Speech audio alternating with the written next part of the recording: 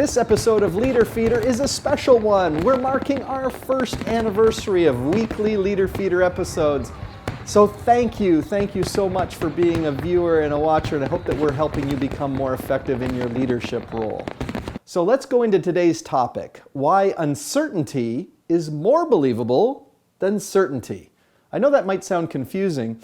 Leaders think it's their job to be certain, or at least pretend that they're certain, when in reality things are very uncertain. Let me ask you this question. When you think back over all the changes that have happened in your workplace over the years, how many actually went according to the original game plan? And probably exactly none.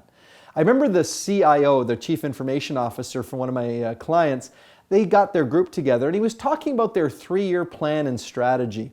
But instead of trying to oversell them on how this 3-year plan was going to roll out and how he exactly knew what was needed 3 years from now, he just acknowledged that, you know what, guys, it's hard to put a 3-year plan in terms of technology in place, but this is what our customers have told us that they want us to focus on.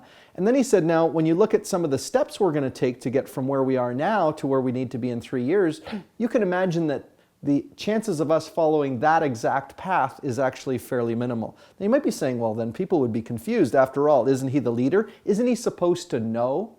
Well, when you think about politicians that you hear speak and election campaigns, you know that most of the time the promises that people are making are very difficult to come through. So you as a frontline leader need to watch out, or even as a manager, you need to watch out that you're not making promises that are unrealistic. You have no control over what's going to happen. So I would instead acknowledge that there are many pathways that can take you from one spot to the next. We're actually working on another book eventually called ZigZag, Your Real Path to Success. And the reason we're doing that is because absolutely, it's like in a sailboat when you have to tack back and forth to get where you need to go. It's going to be a series of adjustments that you make.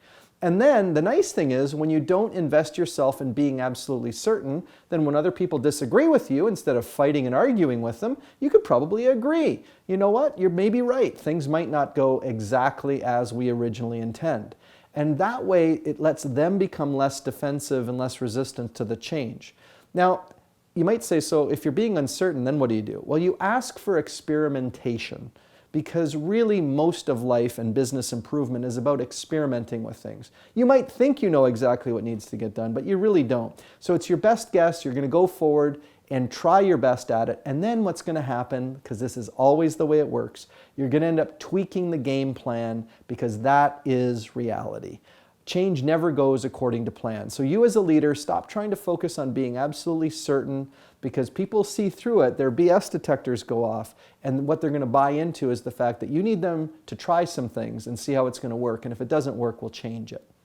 So in addition to the Leader Feeder episode, and again, yay, happy anniversary to us, and thanks for you being a loyal viewer, I want you to remember that we come on site and do leadership training, or people come and take our workshops, our public workshops, or some people use some of our online resources to become more effective in their leadership role. So if we can be of any assistance to you, please reach out to us through frontlineleadership.com or join on our Facebook page at Frontline Leader.